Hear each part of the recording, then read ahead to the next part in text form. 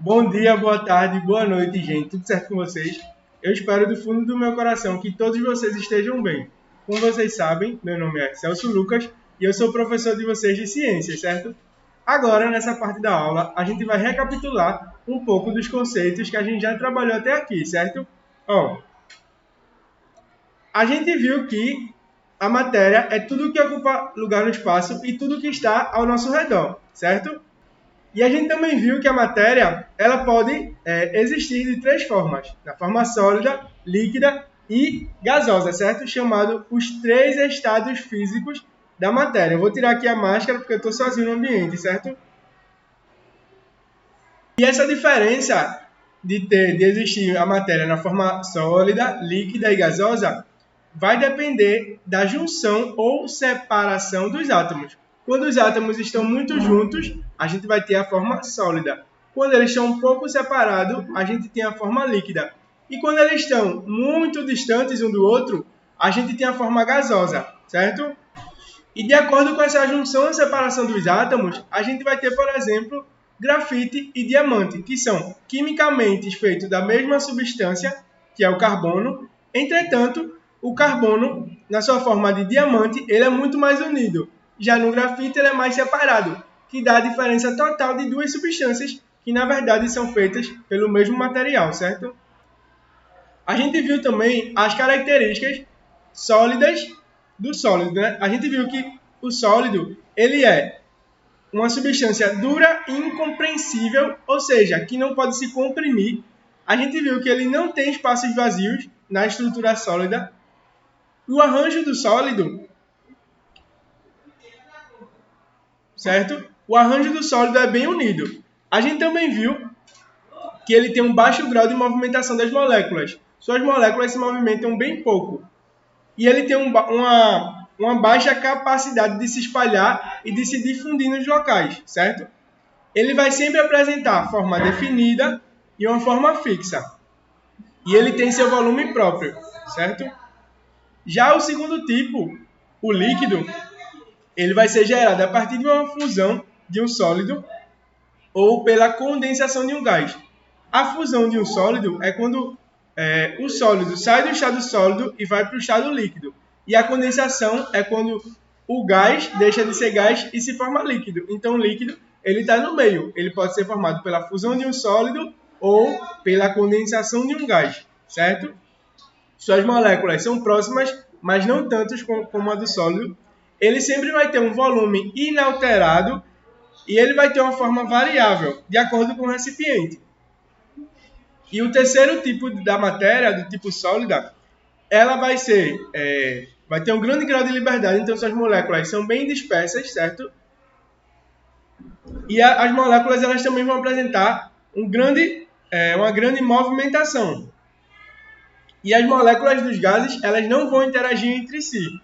E elas podem sofrer compressão, ou seja, você pode apertar um gás, por exemplo, ou expansão, liberar o gás.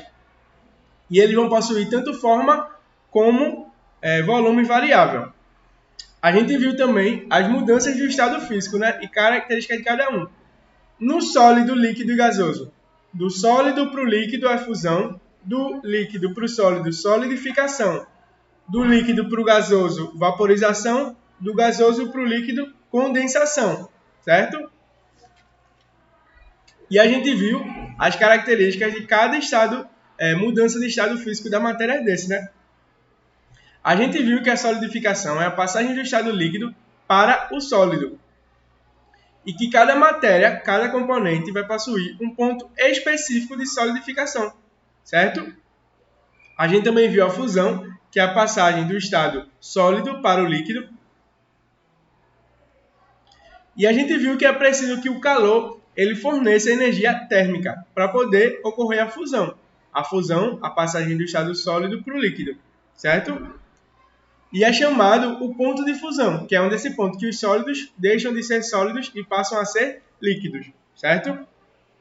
A gente também viu a vaporização, que é a passagem do estado líquido para o gasoso, e pode ocorrer de três formas: evaporação, ebulição e calefação.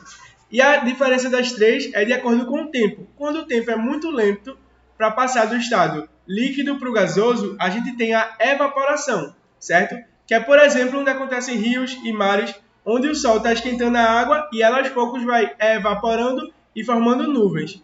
A gente viu a ebulição, que é, por exemplo, quando você bota água numa panela e leva essa panela ao fogo. E aí você está esquentando a água e ela está saindo um gás. A água na forma gasosa por cima, certo? Que é o tempo médio. E tem a calefação, que é quando você pega, por exemplo, uma frigideira muito quente. Não façam isso em casa, certo? Só estou citando um exemplo aqui. Uma frigideira muito quente e você liga a torneira embaixo, faz aquele barulho. Esse barulho é o fenômeno físico conhecido como calefação. A gente também viu a condensação, que é o processo de formação da chuva, por exemplo, que é quando o estado gasoso se torna líquido, e a sublimação ou ressublimação, que é a passagem direta do estado sólido para o gasoso, ou do gasoso para o sólido. Um exemplo que eu dei foi a naftalina, certo?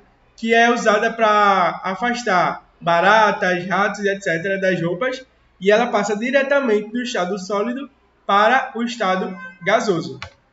E a gente também viu um pouco sobre outras propriedades da matéria. A gente viu a massa, que é uma grandeza sempre estável.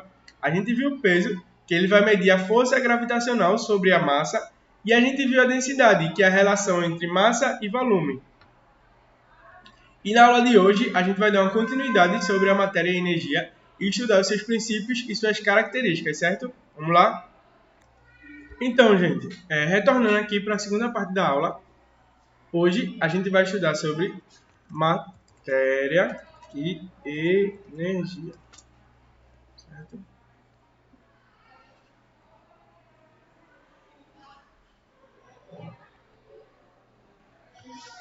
Matéria e energia.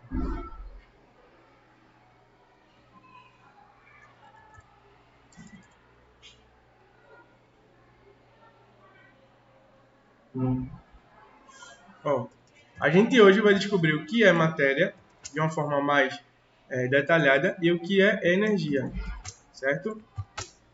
Importante que vocês copiem tudo isso que eu vou estar escrevendo aqui nessa lousa digital, certo? E a matéria pode ser definida como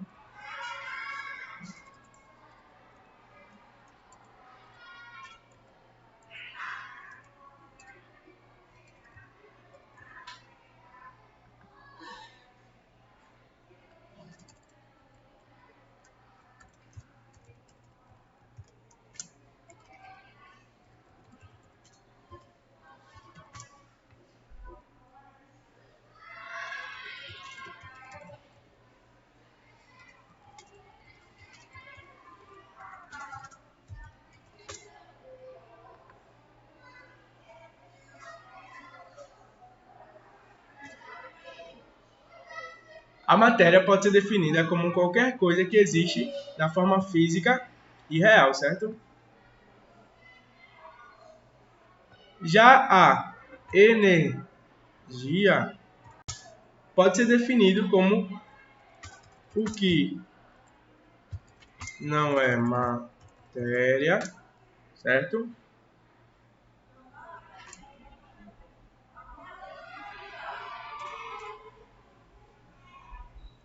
Como som não é matéria, luz não é matéria, sensações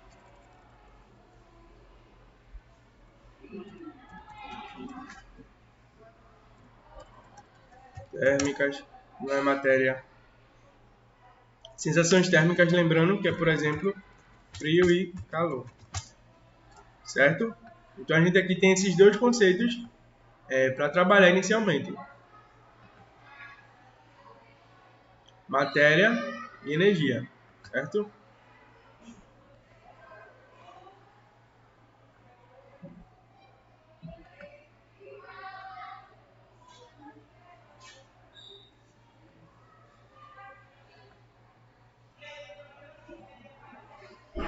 Certo? Então a gente vai ter inicialmente o que é matéria e o que é energia. Matéria, qualquer coisa que existe na forma física e real, e energia, o que não é matéria, e coisas mais relacionadas à sensação.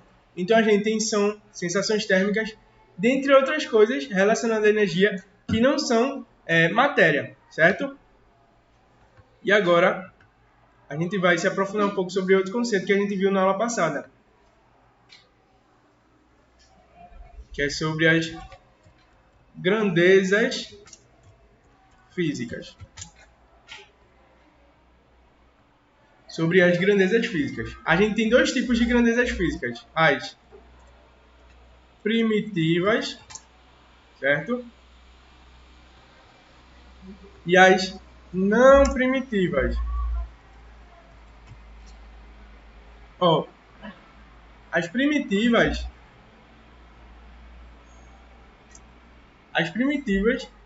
são as que nós podemos definir. Exemplos: massa, volume e velocidade, certo? Grandezas primitivas, aqui a gente pode definir, e as não primitivas, as que a gente não pode. Mas o que será que elas são? Ó, as grandezas não primitivas são coisas que a gente não define com exatidão, como por exemplo o tempo, certo? A energia e etc. Coisas que a gente tem uma grande dificuldade de dizer exatamente o que é. E nessa mesma medida a gente tem dificuldade de definir, de conceituar, de dar um termo mais abrangente. Por exemplo, tentem pensar com exatidão o que seria o tempo, certo? Seria muito difícil você dar um conceito exato. Já massa, por exemplo, é a relação entre densidade e volume. Volume é o quanto o corpo ocupa no espaço e velocidade é o quanto o corpo está se acelerando numa distância, por exemplo, certo? Então a gente tem esses dois conceitos que a gente viu na aula até agora. O conceito entre matéria e energia, certo? E sobre as grandezas físicas.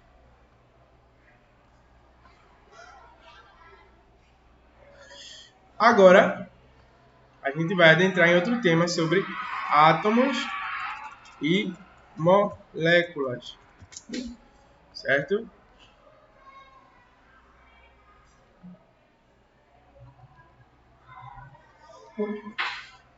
Átomos e moléculas. A gente vai ver o que é um átomo e o que é uma molécula.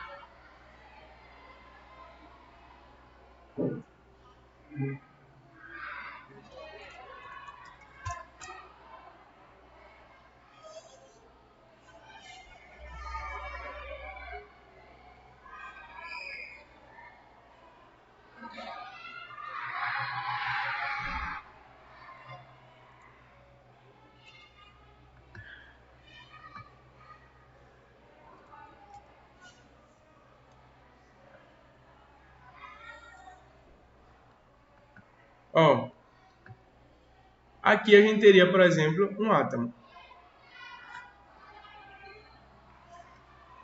Como vocês estão vendo aqui na imagem, o átomo ele possui duas partes. Esse centro aqui, que o átomo possui, esse meio, é chamado de núcleo.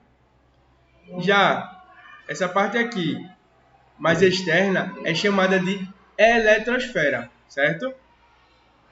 No núcleo, a gente vai ter prótons e nêutrons, certo?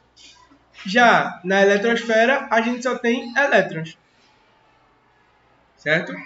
E de onde será que veio a palavra átomo? Vamos ver um pouco sobre isso? Pensem aí que geralmente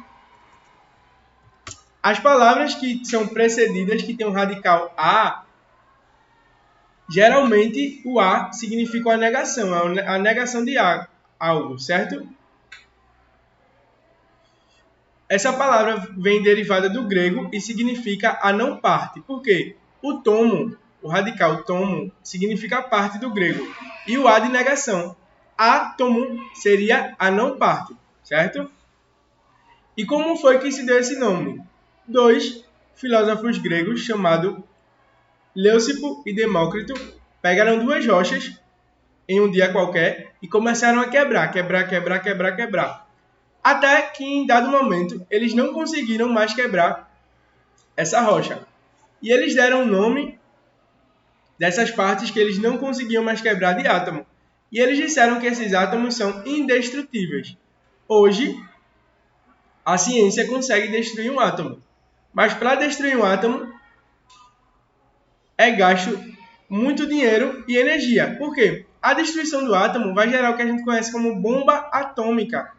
A bomba atômica tem esse nome por ser a destruição do átomo. Por isso que o segundo nome dela é atômica. Certo?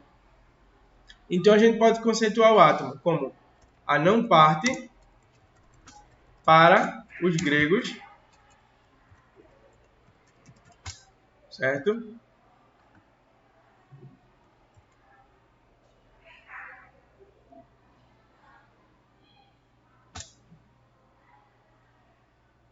E também como a menor estrutura conhecida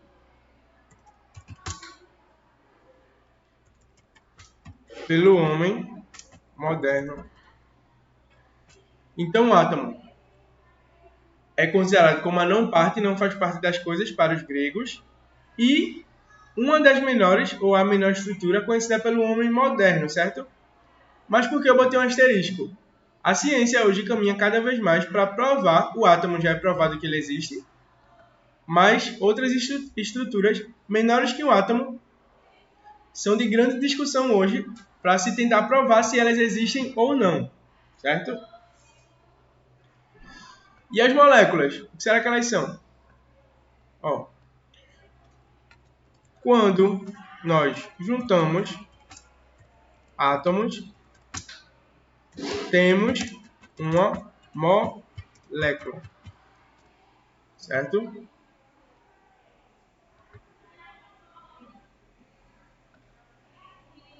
Quando nós juntamos vários átomos, ou dois átomos diferentes ou iguais, nós temos a molécula. Mas o que será exatamente o que é uma molécula?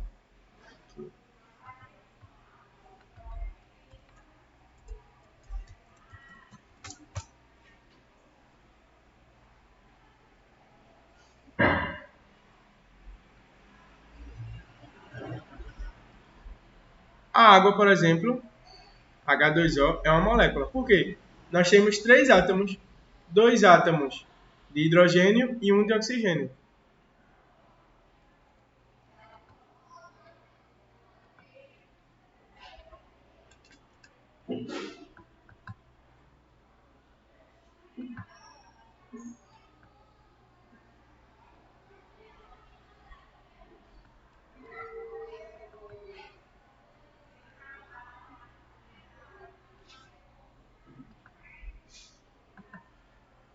Ó, quando nós juntamos átomos, temos uma molécula, como a molécula aqui da água, certo?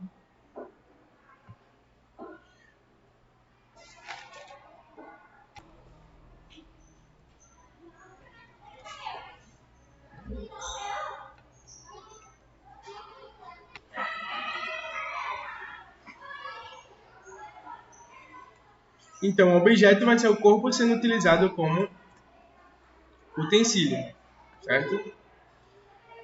Então, o conceito de corpo e de objeto estão diretamente ligados,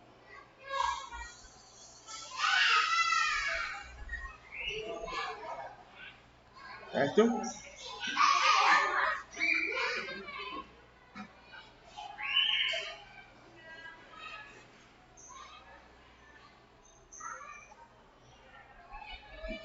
Agora nós vamos estudar sobre um sistema, entender o que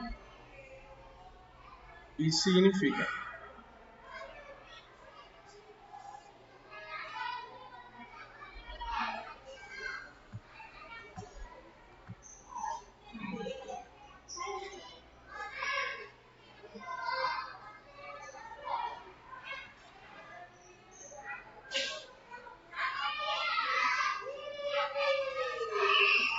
O sistema é definido como qualquer porção limitada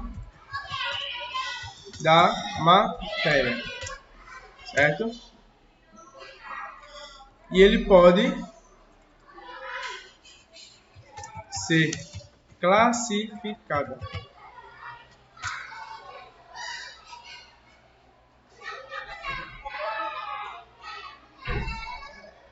Recapitulando, o sistema vai ser qualquer porção limitada da matéria, certo? E ele pode ser classificado de duas formas. A gente vai ter os sistemas abertos, certo? Que é quando ele troca de matéria com o meio ambiente. E vamos ter também o sistema fechado, que é quando ele troca somente energia com o meio ambiente.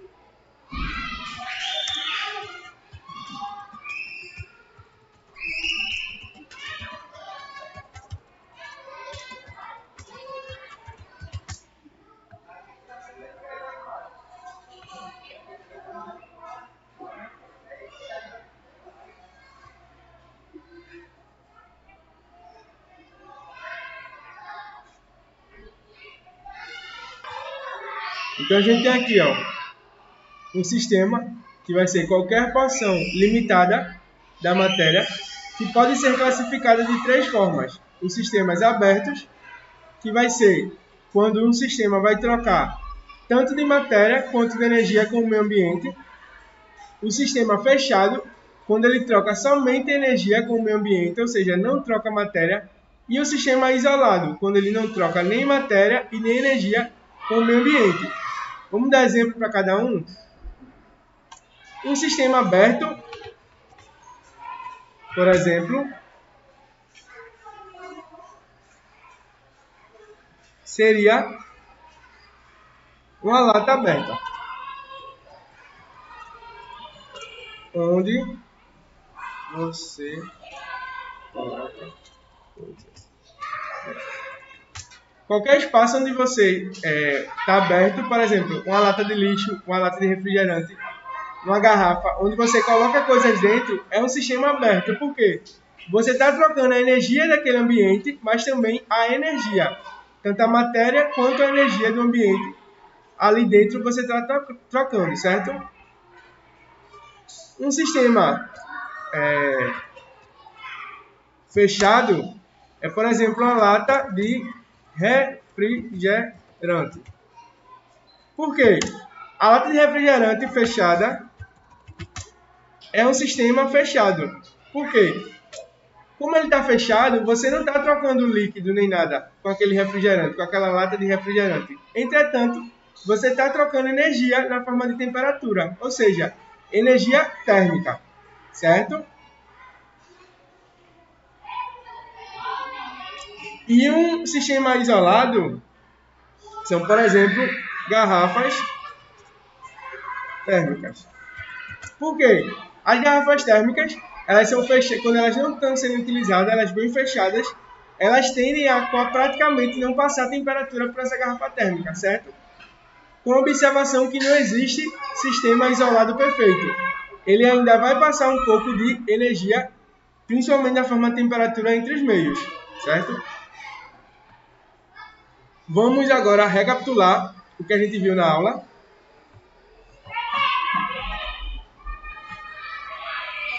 Ó, a gente estudou sobre matéria e energia, a gente viu que matéria é qualquer coisa que existe na forma física e real, e energia é o que não é matéria, certo? E a energia, como eu coloquei aqui, é uma grandeza física não primitiva, ou seja, que a gente não consegue definir. E a gente viu grandezas físicas que dividimos em dois, as primitivas e as não primitivas, sendo que as primitivas a gente pode definir como massa, volume e velocidade, e as não primitivas quando a gente não pode definir como tempo e energia. A gente viu a diferença entre moléculas e átomos, sendo que átomos são constituídos por duas partes, o núcleo e a eletrosfera, onde o núcleo tem prótons e nêutrons, e na eletrosfera eu tenho elétrons. A junção de vários átomos forma uma molécula, como a molécula da água, que é H2O. Eu tenho dois átomos de hidrogênio e um átomo de oxigênio.